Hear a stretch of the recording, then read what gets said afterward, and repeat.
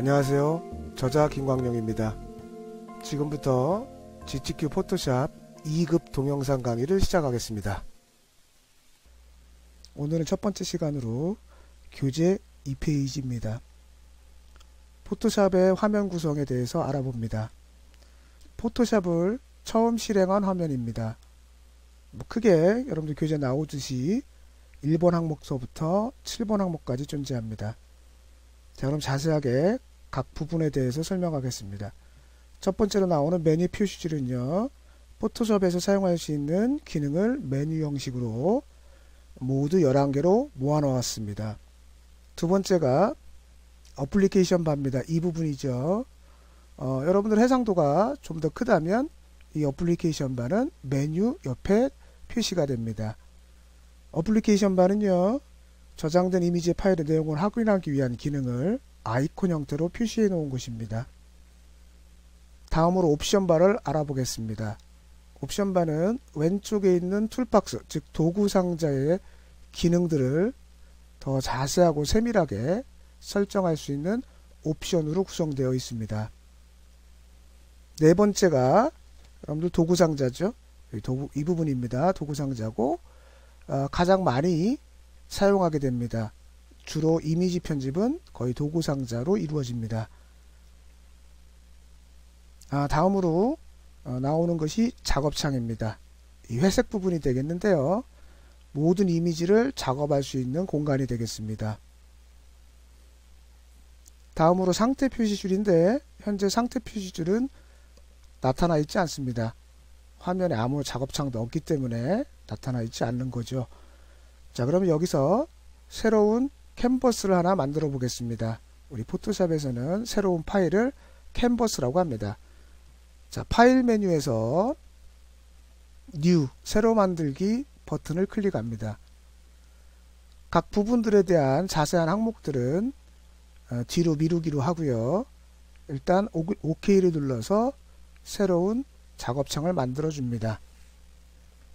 자, 이렇게 새 캔버스를 만들게 되면 밑에 상태 표시줄이 같이 열리게 되겠죠. 앞에 있는 100% 부분은 화면 확대에 대한 비율입니다. 그 옆에 나오는 것은 이 이미지 파일에 대해서 용량이 표시되고 있습니다. 자, 마지막으로 우리가 알아볼 부분은 오른쪽에 있는 패널 부분입니다. 패널이라고도 하고 팔레트라고도 합니다. 자, 패널은 작업의 효율을 위해서 여러가지 기능을 그룹별로 모아놓은 곳입니다. 여기처럼 컬러, 스와처, 스타일, 혹은 밑에 레이어, 채널, 패스 이런 식으로 그룹별로 모아놓아서 각각의 기능을 빠르게 설정할 수 있도록 도와줍니다. 다음은 그 다음 페이지로 넘어가죠. 이 강에 가서 도구 상자, 왼쪽에 있는 도구 상자에 대해서 기능을 알아봅니다. 자, 도구 모음 혹은 툴박스라고도 하죠. 도구 상자, 툴박스. 자, 주로 이미지 편집 작업을 할 때 가장 많이 사용되는 부분입니다. 자, 이 도구 상자들을 자세히 살펴보면 어떠한 아이콘들은 오른쪽 하단에 아무 표시도 없고요. 대부분은 오른쪽 하단에 조그만 삼각형 모양이 표시되고 있습니다. 이 삼각형 모양이 표시되어 있는 도구들은 마우스 오른쪽 버튼을 누르거나 왼쪽 버튼을 잠시 누르고 있으면 감추어졌던 도구들이 확장되어 표시가 됩니다. 여러분들 교재에 김샘의 비법 노트에 보시면 바로가기 키를 이용한 도구 선택이 있습니다. 바로 이렇게 도구 상자 이름 옆에 영문자로 한 글자가 표시되어 있는데요. 이것이 도구 모음의 바로가기 키, 즉 핫키입니다. 단축키라고도 하죠.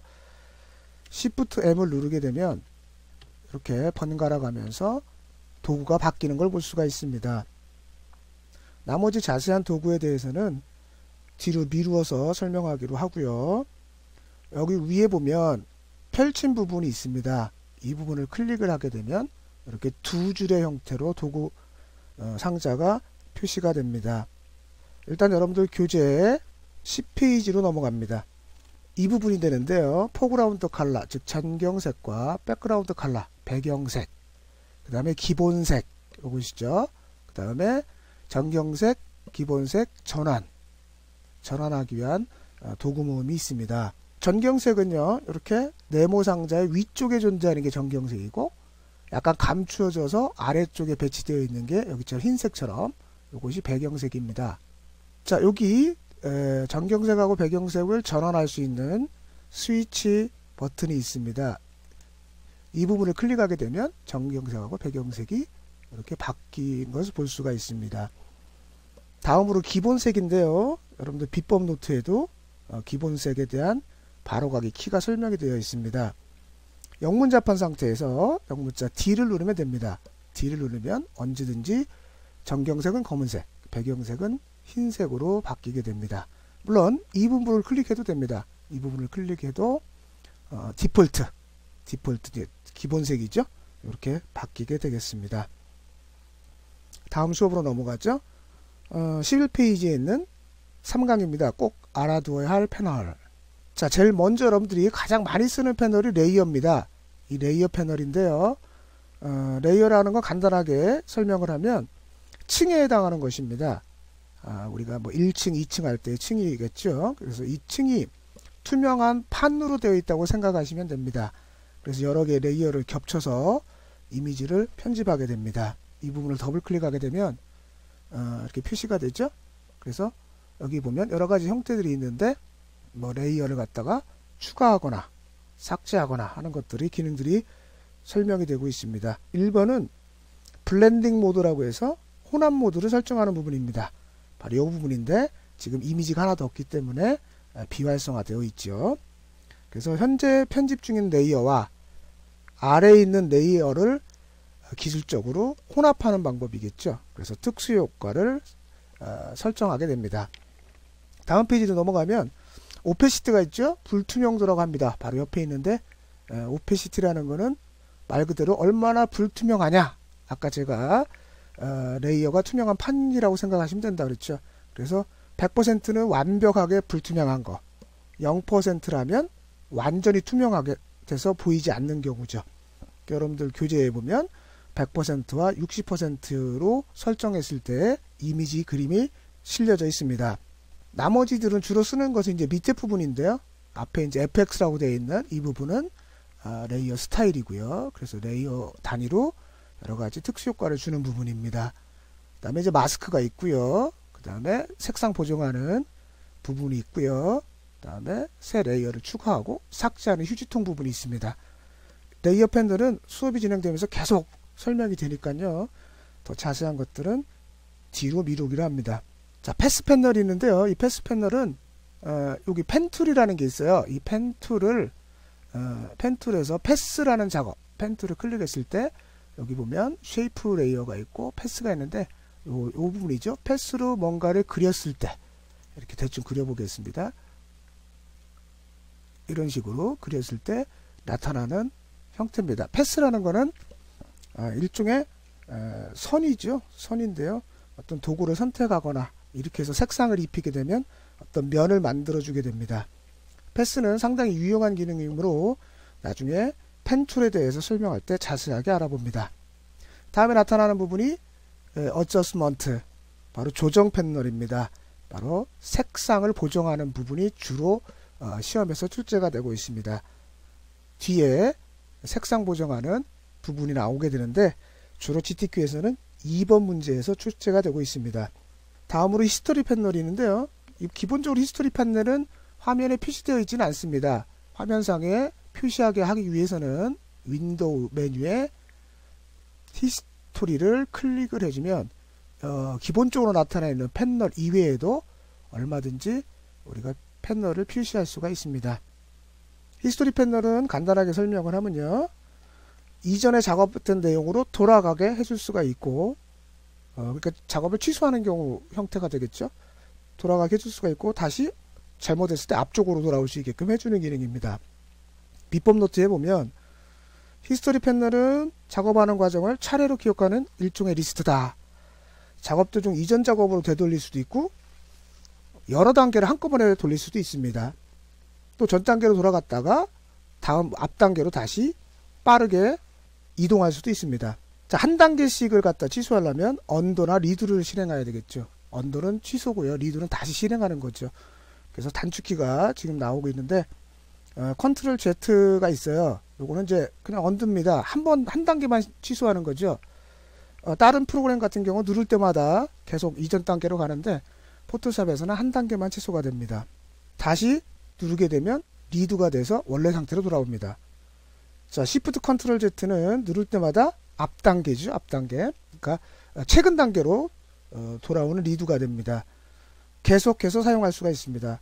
Alt 컨트롤 Z는 키를 누를 때마다 한 단계씩 이전 상태로 돌아갑니다. 그러니까 취소가 계속 연속적으로 되는 것이 되겠죠. 다음 수업으로 넘어갑니다. 15페이지에 존재하는 시험에 자주 사용되는 메뉴입니다. 우리가 주로 포토샵 같은 경우는 메뉴를 그렇게 많이 사용하지는 않습니다. 물론 이제 사용하는 사람의 스타일에 따라서 메뉴를 많이 쓰는 경우도 있는데 웬만한 건 다 도구상자로 이용을 해서 작업을 하고요. 도구상자에 없는 기능들은 이제 메뉴를 사용하게 됩니다. 자주 사용되는 거는 이제 뭐 파일 메뉴죠. 파일 메뉴는 이제 주로 새로 만들기, 열기, 그 다음에 저장하기, 또 다른 이름으로 저장하기. 여기 뭐 임포트, 익스포트가 있는데 임포트 같은 경우는 이제 스캐너가 존재하거나 할 경우에 스캔된 파일을 바로 포토샵으로 갖고 올 수 있는 기능들이 있고요. 주로 시험에서 쓸 수 있는 거는 뭐 새 이름으로 저장하는 거, 그 다음에 저장하는 기능, 주로 새 캔버스 만들 때 쓰는 새로 만들기, 그 다음에 오픈하는 기능, 열기죠. 이런 기능들이 주로 사용하게 됩니다. 다음 페이지로 넘어가서 에디트가 됩니다. 에디트는 뭐 편집 메뉴라고 볼 수 있겠죠. 그래서 아까 얘기했던 뭐 스텝 포워드, 백워드, 이전 단계로 가는 거, 앞 단계로, 이전 단계로 가는 거, 앞 단계로 가는 거, 이런 것들이 기능들이 있고요. 색깔 칠하는 필이 있고요. 자, 여러분들이 주로 많이 쓸 수 있는 기능 중에 하나가 프리 트랜스폼이라고 해서 자유 변형입니다. 자, 요거는 단축키를 아주 많이 쓰기 때문에 우리 단축키 컨트롤 T를 외워서 사용하게 되겠습니다. 다음에 1급의 4번 문제에서 나오는 패턴을 만드는 경우죠. 디파인 패턴. 이러한 것들이 주로 시험에서 많이 쓰는 기능들입니다. 다음으로 프리퍼런스라는 항목이 있습니다. 요거는 환경 설정 부분이죠. 포토샵을 작업하시는 환경을 갖다 자기 스타일에 맞게 그렇게 바꾸는 것이 있습니다. 여러분들 교재에 보면 비법 노트에 기본적으로 여러분들이 타입 툴, 이게 글자를 입력하게 해주는 툴인데, 타입 툴인데 여러분들이 포토샵을 처음 설치하면 기본값은 이렇게 다 한글이라 하더라도 다 영문으로 표시가 됩니다. 다 영문으로. 그래서 여기 보면 여기 뭐 굴림체, 궁서체 이런 식으로 영문으로 주로 표시가 되게 되어 있는데 좀 불편하겠죠. 그래서 우리 한글 글꼴을 한글로 표시하게끔 해주는 그런 방법에 대해서 비법 노트에서 소개하고 있습니다. 자, 우리 같이 해보죠. 에디트 메뉴에 가서 프리퍼런스를 선택을 하고 메뉴가 있습니다. 프리퍼런스의 타입. 자, 여러 가지 항목이 있는데요. 밑에서 두 번째에 있는 Show Font Names in English. 이 항목을 해제를 시켜줍니다. 이게 이제 글꼴 이름을 영어로 표시하겠다 이런 뜻인데 이 부분을 해제를 해주고 OK를 클릭하면 기본적으로 이제 한글 글꼴은 한글로 이렇게 주로 나오게 되겠죠. 굴림, 뭐 도둠 이런 식으로.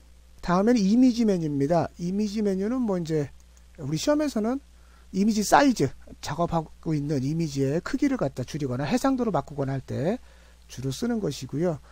자, 어저스먼트, 요거는 이제 여기에 있는 기능들하고 똑같은 건데 조정 패널에 있는 거랑 똑같은 기능들을 메뉴로 만들어 놓은 거고요. 요런 정도가 주로 시험에 사용이 되겠습니다. 자, 레이어 메뉴도 거의 레이어 패널에서 다 이루어지기 때문에 레이어 메뉴도 뭐 그다지 많이 사용 안 하셔도 됩니다.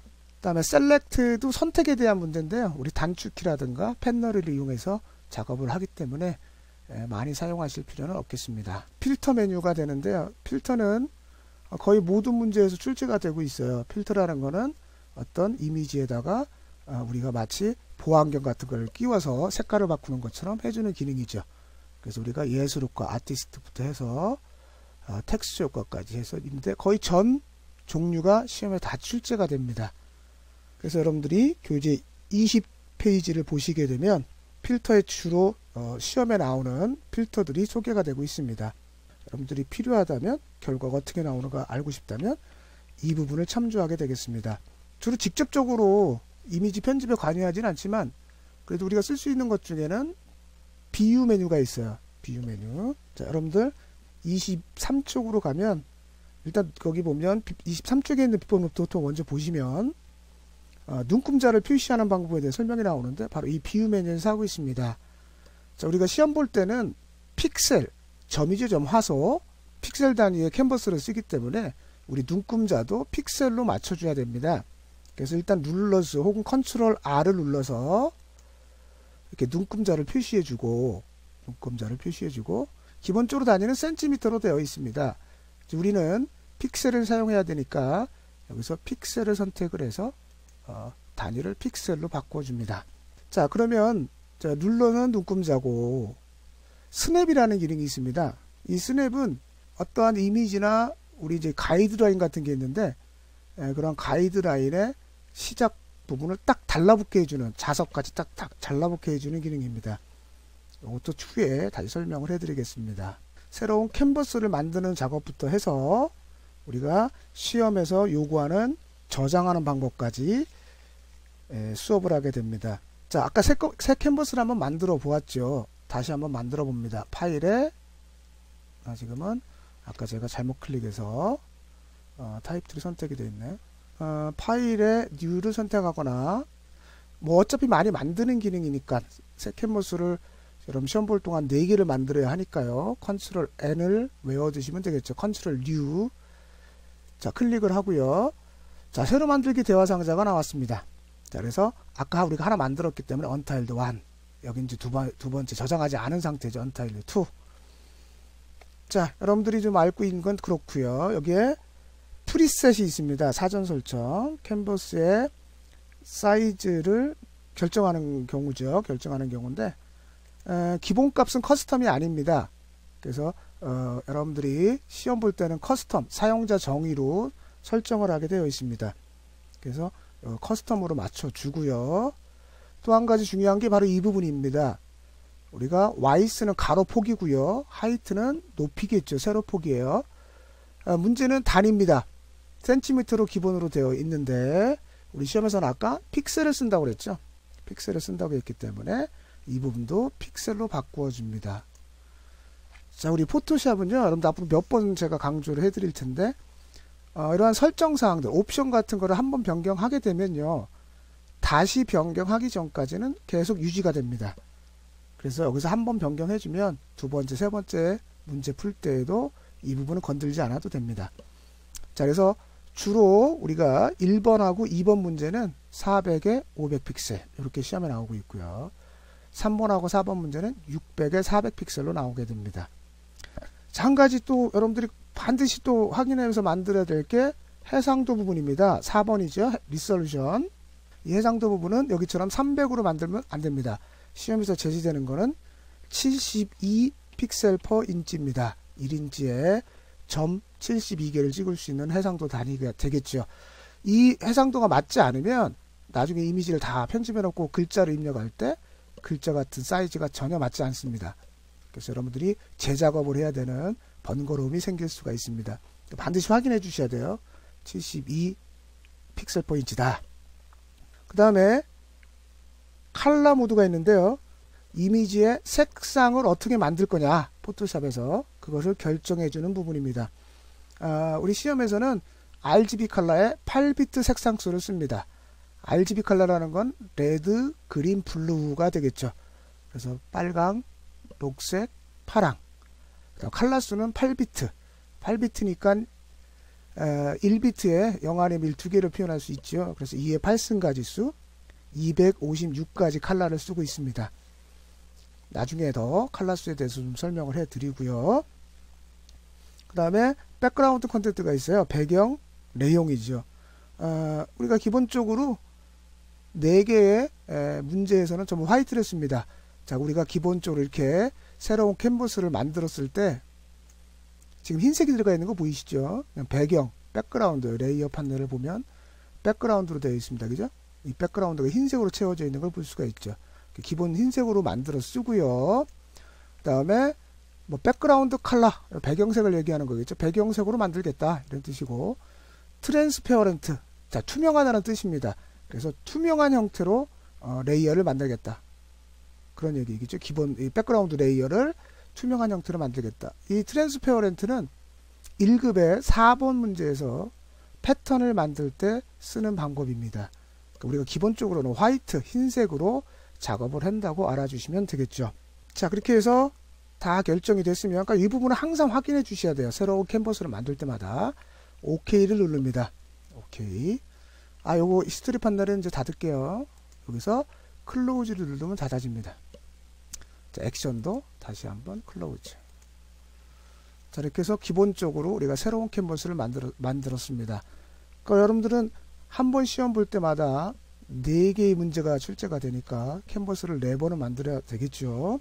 자, 이제 다음 페이지로 넘어갑니다. 자, 이미지 불러오기죠. 이미지 불러오기. 파일 메뉴에 가서 오픈 혹은 컨트롤 O, 열기죠, 열기. 요거를 눌러도 되고요. 그러면 불러오기 대화 상자가 나타납니다. 그렇게 하셔도 되고, 포토샵에서는 새롭게 다른 프로그램에 없는 불러오는 방법이 또 하나 제시되고 있습니다. 바로 이 부분이죠. 회색 부분. 이 회색 부분에서 더블 클릭하면 똑같이 오픈, 즉 열기 대화 상자가 표시가 됩니다. 자, 우리가 지금 이 CD에 보면 이미지, 소스 이미지라는 게 있는데, 우리 그 첫 번째 파트 1에서는 이걸 이용해서 뭐 사용하지는 않겠지만, 우리가 한번 첫 번째 거를 열어보겠습니다. 자, 이렇게 하면 되고요. 일반적으로 비법 노트에도 보면 여러 개의 파일을 한 번에 불러볼 수가 있는데, 일반적인 방법하고 똑같습니다. Shift 키를 이용해서 이렇게 선택하면 다 되겠죠. 그 다음에 하나 선택하고 떨어져 있는 파일 같은 경우 컨트롤 키를 이용해서 클릭하면 선택이 되겠고요. 또 한 가지 방법은 뭐 이렇게 드래그 해도 되고요. 그래서 이러한 방법을 통해서 우리 파일을 선택을 하고 열기를 눌러줍니다. 그럼 우리가 아까 제일 앞에 있었던 그림이랑 똑같은 이미지 파일이 열렸습니다. 자, 비법 노트에도 또 한 가지가 나오고 있는데, CS4 버전은 이미지를 여러 개 불러왔을 때 하나도 마찬가지겠죠. 이렇게 탭의 형태로 열려지게 됩니다. 탭의 형태로. 우리가 작업할 때 굉장히 불편합니다. 탭의 형태로 열리면. 그러면 이제 요걸 탭의 형태로 열리지 않게끔 하기 위해서 두 가지 방법이 있는데, 거기 간단하게 지금 하는 방법이 하나 지금 소개되고 있죠. 바로 이 부분이죠. 이 부분에서 클릭을 하고 플로트 올 인 윈도우, 그래서 모든 창에서 유동, 떨어졌다는 얘기죠. 이렇게 클릭을 해주면 다 분리된 형태로 불러올 수가 있고요. 또 한 가지 독립된 창으로 여는 방법이 있습니다.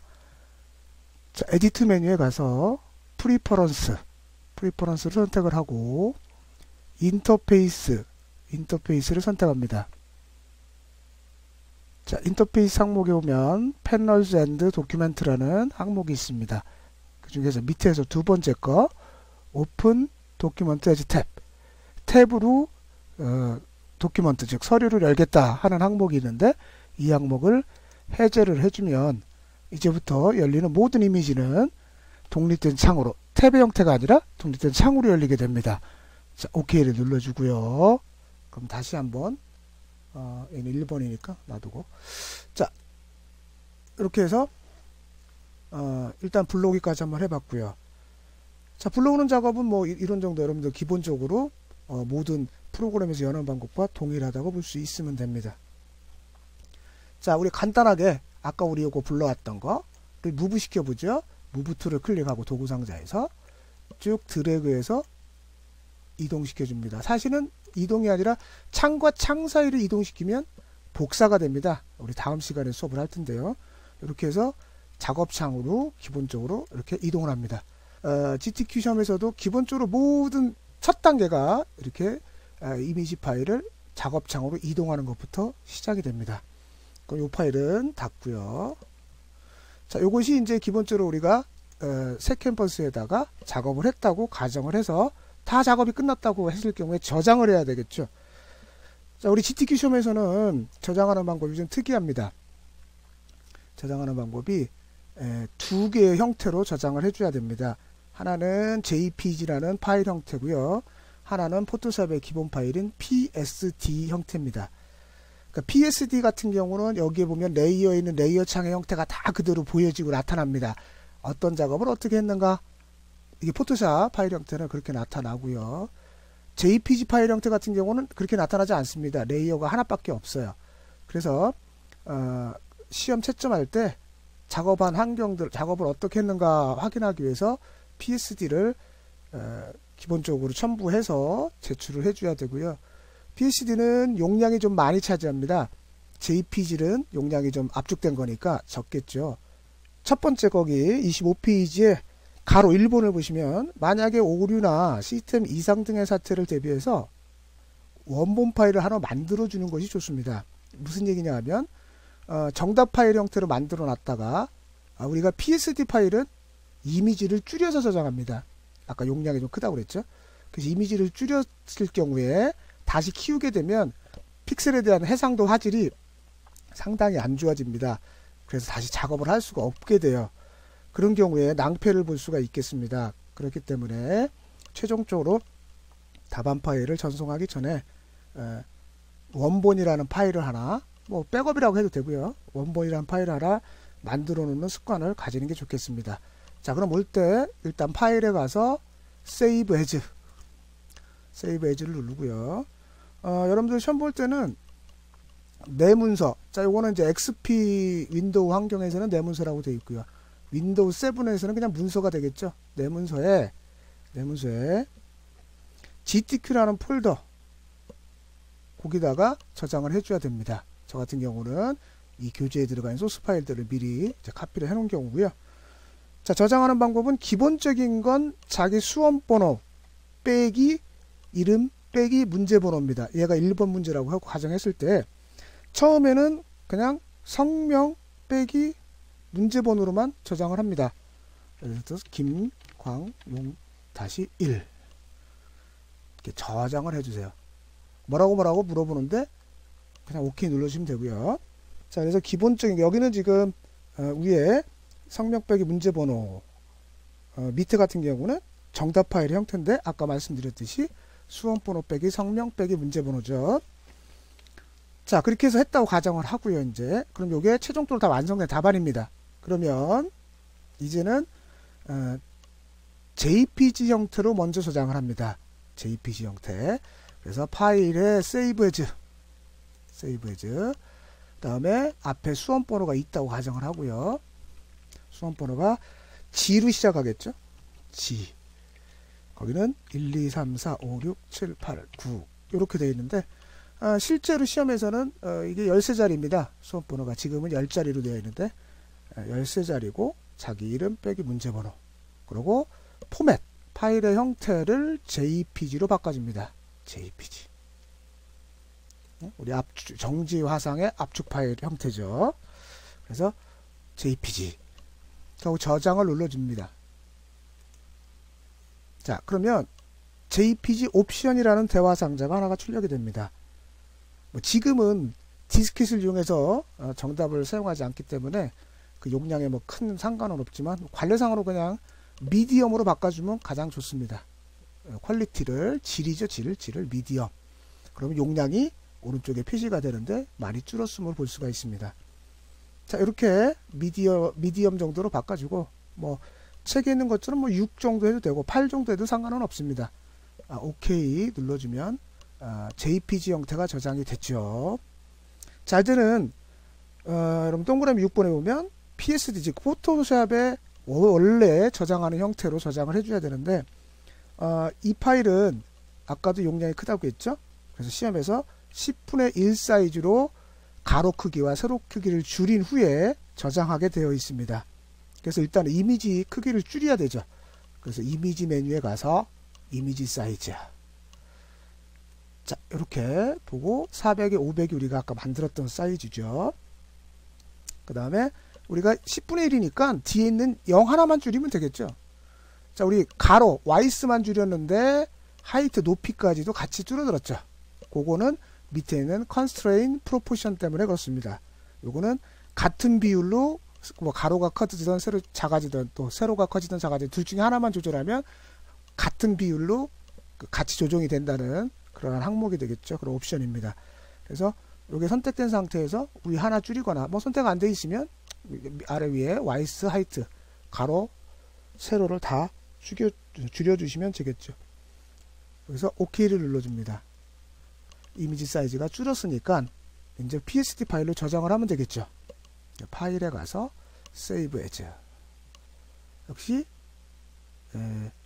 앞에다가 수험번호를 눌러줘야 되겠죠. 그래서 G로 시작하는 1, 2, 3, 4, 5, 6, 7, 8, 9 빼기. 자, 기본적으로 포맷이 PSD 되어 있는 걸 확인을 하고 포토샵이죠. 저장을 눌러주면 모든 파일이 저장이 됐습니다. 비법 노트 26페이지에 보면 constraint proportion 비율 제한에 대해서 설명이 되어 있고요. 하나의 가로든 세로든 하나만 조절해주면 같이 조절이 된다. 그런 뜻이고 27페이지에 보면 비법 노트에 답안은 매 문제마다 완성한 후 바로 전송하는 것이 좋다. 몇 번을 전송하든 마지막에 전송하는 것만 남아있기 때문에요. 중간에 시험을 보시다가 뭐 오류가 발생할 수도 있고 시스템이 다운될 수도 있고 하니까 작업한 대로 전송을 해놓게 되면 감독관 PC에 전송해 놓은 파일은 남아 있습니다. 그렇게 되면 감독관한테 뭐가 잘못됐을 때 얘기를 해서 그 파일을 다시 받아서 작업을 할 수가 있게 되어 있어요. 자, 이런 식으로 해서 저장하는 방법까지 오늘 수업에 대해서 알아보았습니다. 아까도 좀 그 원본 파일을 만들어 놓으라고 제가 말씀을 드렸는데 그 이유는 PSD 파일이 이렇게 작게 만드니까 얘를 다시 이미지 사이즈를 키워도 해상도가 나오지 않습니다. 여기로 다시 0 하나 더 붙여서 이렇게 키운다고 하더라도요. 이렇게 흐려진 형태로 나옵니다. 그렇기 때문에 뭐 작업을 해서 다시 저장을 한다 하더라도 소용이 없게 되겠죠. 시험 볼 때는 한 번의 실수로 그 외의 시험을 망칠 수가 있기 때문에 매 문제마다 원본 파일을 저장을 해놓게 되면 나중에 시간이 다 하고 나서 좀 남게 되는 경우에 검토를 해서 잘못된 부분이나 틀린 부분이 나오면 원본 파일을 불러다 수정을 한 후 저장하는 방법은 마찬가지겠죠. JPG부터 먼저 저장하고 사이즈 줄인 다음에 다시 PSD 저장하면 되니까요. 그것이 시험을 볼 때 저장에 대해서 오류를 가장 줄일 수 있는 방법 중에 하나입니다. 오늘 수업은요 여기서 마치고 다음 수업 때 뵙겠습니다. 여러분 안녕히 계십시오.